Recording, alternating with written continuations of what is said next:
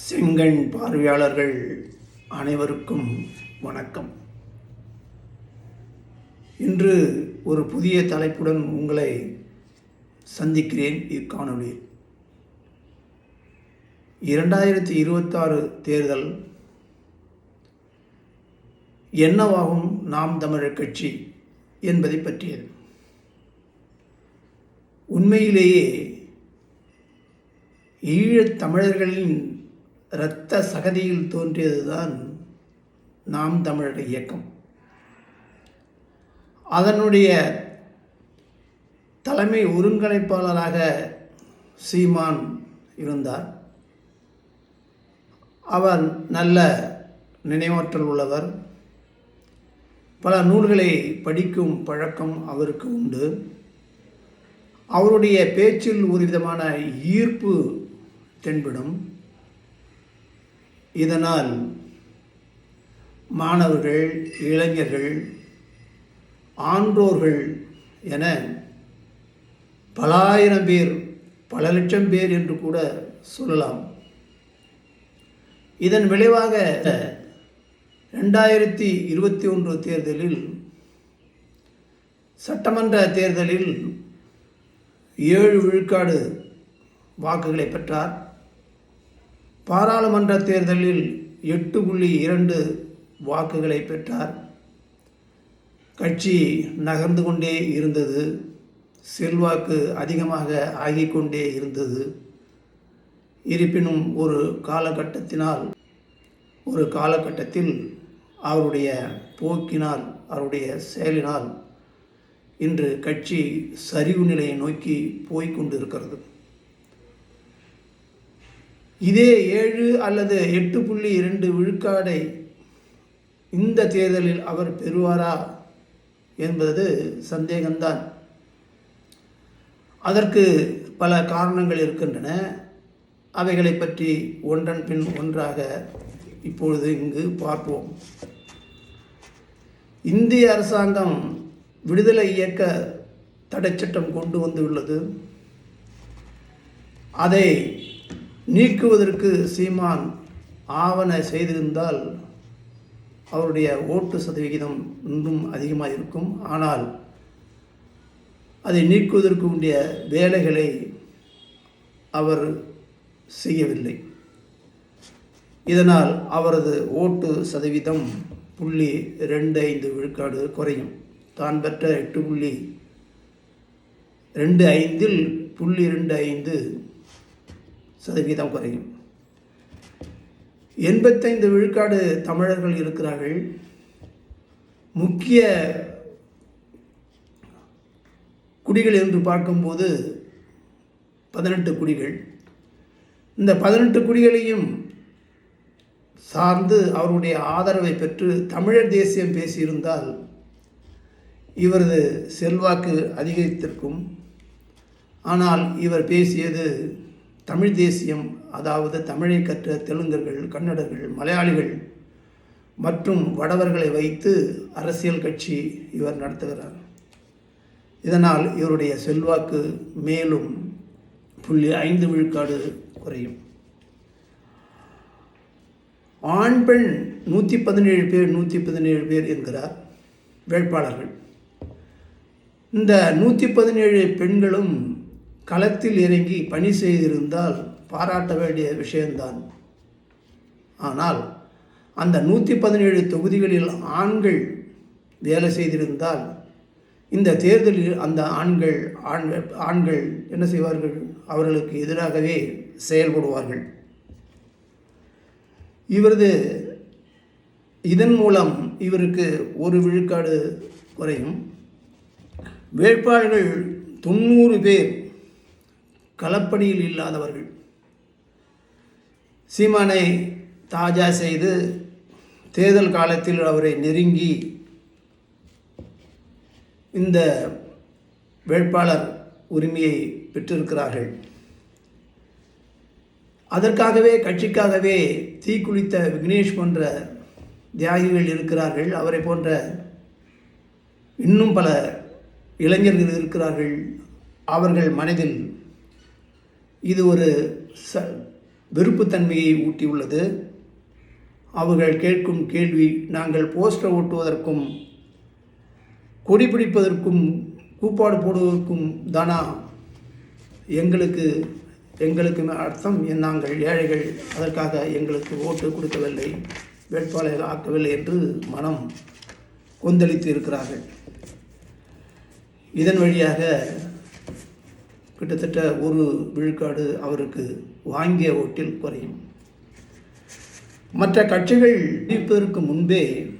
அறிவிப்பதற்கு முன்பே இவர்கள் சீமான் அவர்கள் தனது கட்சியின் வேட்பாளர்களை அறிவித்து விட்டார், 234 பேர். ஆனால் என்ன நிலைமை என்றால், இந்த 234 பேர்களில் 90 விழுக்காடு பேர் சோரம் போக வாய்ப்பு உள்ளது. அந்தந்த இடத்தில் எதிர்க்கட்சிகளிடம் பணத்தை வாங்கி கொண்டு அல்லது பிரச்சாரம் செய்யாமல் இருந்து விடுவார்கள். இப்படிப்பட்ட நிலை உருவாகி உள்ளது. இதன் காரணமாக இவருக்கு 0.5% ஓட்டு குறையும். ஆடு மாடு மேய்ப்பவர்களுக்கு அரசு பதவி என்று சொல்கிறார். இது நல்ல திட்டம், புரட்சிகர திட்டம் என்று கூட சொல்லலாம். ஆனால் என்ன ஒரு நிலை என்றால், தன் மகனை அமெரிக்கன் இன்டர்நேஷனல் பள்ளியில் படிக்க வைத்துவிட்டு இந்த ஆடு மாடு மேய்ப்பவர்களை மேய்க்க அவரை கொண்டு வந்து நிறுத்தினால் இது எவ்வகையில் நியாயம் என்று உணர்வாளர்கள், இளைஞர்கள் சிந்திக்கிறார்கள். இதன் காரணமாக இவருக்கு 0.5 விழுக்காடு ஓட்டு குறையும். சுப முத்துக்குமார் அவர் ஒரு ஈழ போராளி ஆதரவாளர். ஈழப்போரின் போது அவர்களுக்கு மருந்து மற்ற பொருட்களை அனுப்புவதில் தமிழ்நாட்டில் முன்னின்றவர். அவருடைய இறப்பு பற்றி சந்தேகம் எழுப்பப்படுகிறது. அவர் கொலை செய்யப்பட்டார். அவரது துக்க நாளன்று தன் மகனுக்கு காது பூச்சி விழா வைத்து 108 ஆடுகளை கொன்று சுமார் 25 லட்சம் செலவு செய்து கொண்டாடுகிறார்.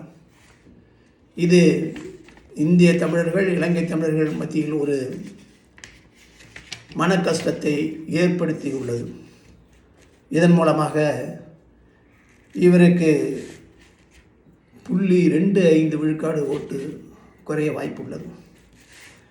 எந்த தொகுதியில் எந்த குடி அதிகமாக இருக்கிறதோ அந்த குடியை பற்றி அங்கு கூட்டம் போடும்போது பேசிவிட்டு வந்துடுவார். அது அங்குள்ள மற்ற குடிகளுக்கு மனதில் ஒரு விதமான வெறுப்பை ஏற்படுத்தி வருகிறது.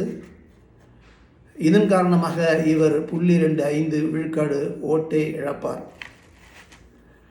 சாதிவாரி கணக்கெடுப்பு நடத்த சொல்லி இவர் கட்டாயப்படுத்தி எல்லா சமூகங்களுக்கும் சம உரிமை கிடைக்க வழி செய்திருந்தால் இவரை ஒரு முதன்மையான சீர்திருத்தவாதி, சமூகவாதி என்று மக்கள் பாராட்டி இருப்பார்கள். அந்த நிலையில் இவர் இல்லை.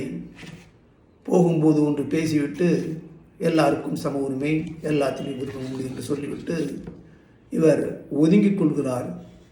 இப்படிப்பட்ட காரணத்திற்காக இவருக்கு மேலும் 0.25 ஓட்டு குறைய வாய்ப்புள்ளது. மேலும் காளியம்மாள், சுகந்தி நாச்சியார், வெற்றிக்குமரன், ஜெகதீசன், சஞ்சீநாதன் போன்ற உணர்வாளர்கள், இவர்கள் எப்போதுமே அவர்களுடைய அருகில் இருந்தவர்கள், கட்சியின் நலனை சிந்தித்தவர்கள். சஞ்சீவநாதன் தன்னுடைய பொருளாதாரத்தை எவ்வளவு இழந்தார் என்பது எனக்கு நன்றாகவே தெரியும். கிட்டத்தட்ட 30 கார்களை வைத்து கொண்டு தொழில் நடத்திய அவர் எப்போதுமே சீமானுடன் இருப்பார், தனது கார்களை கொடுப்பார். அப்படிப்பட்டவர்கள் எல்லாம் இன்று, முக்கியமான ஆட்கள் எல்லாம் இன்று ஒதுங்கிவிட்டார்கள். இதனால் இவர்களுக்கு எந்த பலன் இல்லை, இந்த கட்சியில் எந்த பலனும் இல்லை. இன்று எந்தெந்த கட்சிக்கு போய் சேர்ந்து வெளியே சொல்ல முடியாத அளவுக்கு நடந்து கொண்டு இருக்கிறார்கள். இக்காரணத்தினால் மேலும் இவருக்கு ஒரு விழுக்காடு ஓட்டு குறைய வாய்ப்பு உள்ளது. இவ்வாறாக நாம் தமிழர் கட்சி எவ்வாறு விறுவிறுப்பாக செயல்பட்டதோ அந்த அளவுக்கு இல்லாமல் இப்போது அதனுடைய விறுவிறுப்பு குறைந்து உள்ளது. ஆனால் தமிழ் தேசிய சிந்தனை அதே நிலையில்தான் இருக்கிறது. இவர் அடிக்கடி சொல்வது, நான் ஓட்டுக்கானவன் அல்ல, நாட்டுக்கானவன் என்று குறிப்பிடுவார். இந்த தேர்தல் சீமான் நாட்டுக்கானவன் அல்லன், வீட்டுக்கானவன் என்று நிரூபித்து காட்டும் சொல்லும். இந்த வகையில் நாம் தமிழர் கட்சி 2 அல்லது 3 விழுக்காடு ஓட்டை பெற்று அஸ்தமான நிலைக்கு போகும் என்று சொல்லி இத்துடன் முடித்துக்கொள்கிறேன். மீண்டும் ஒரு காணொளியில் உங்களை சந்திக்கிறேன். நன்றி, வணக்கம். அன்பர்களே, இந்த செங்கன் மீடியா சப்ஸ்கிரைப் செய்து எனக்கு மீண்டும் ஆதரவு அளிக்கும்படி கேட்டுக்கொள்கிறேன். நன்றி, வணக்கம்.